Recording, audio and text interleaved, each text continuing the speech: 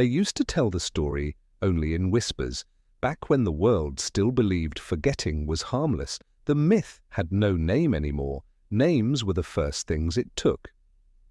Long ago, before roads cut the land into neat squares, people believed in a thing that lived between memories. It wasn't a god or a demon, those were too easy to define. This thing existed only as long as it was remembered, and it fed not on blood but on recognition. To think of it was to give it shape, to speak of it was to let it breathe. So the elders did the only thing they could. They stopped telling the story. At first, it worked. Generations passed. Shrines collapsed into dirt. Symbols lost their meaning and became decoration. The myth thinned, starved, and slipped into something like sleep. But forgetting has a cost. In the village where the last shrine once stood, people began misplacing small things.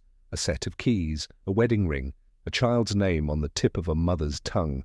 They laughed it off. Everyone forgets sometimes. Then animals stopped recognizing their owners. Dogs growled at familiar hands. Horses bucked at voices they had known since birth. Mirrors began to feel wrong.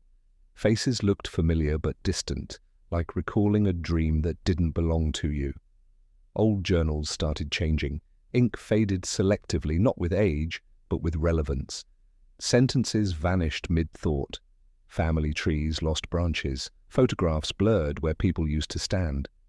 The myth was waking up. A historian, one of the last people still obsessed with what the world tried to bury, found a reference in a crumbling manuscript.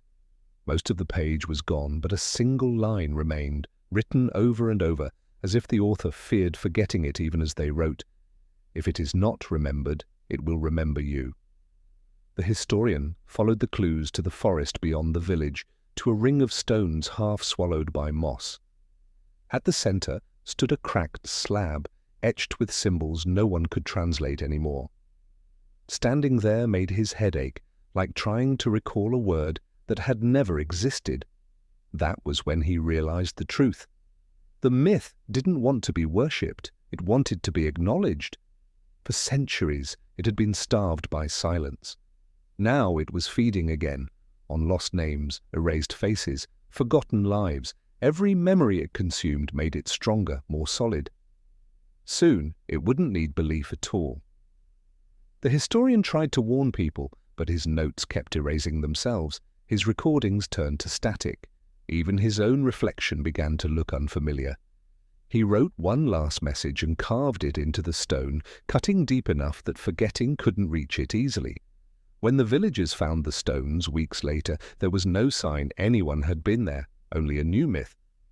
They say that if you ever feel a memory slip away, something important, something that should hurt to lose, you must say it out loud. Say the name, say the story, say it even if no one listens, because the moment you stop remembering, it starts remembering you.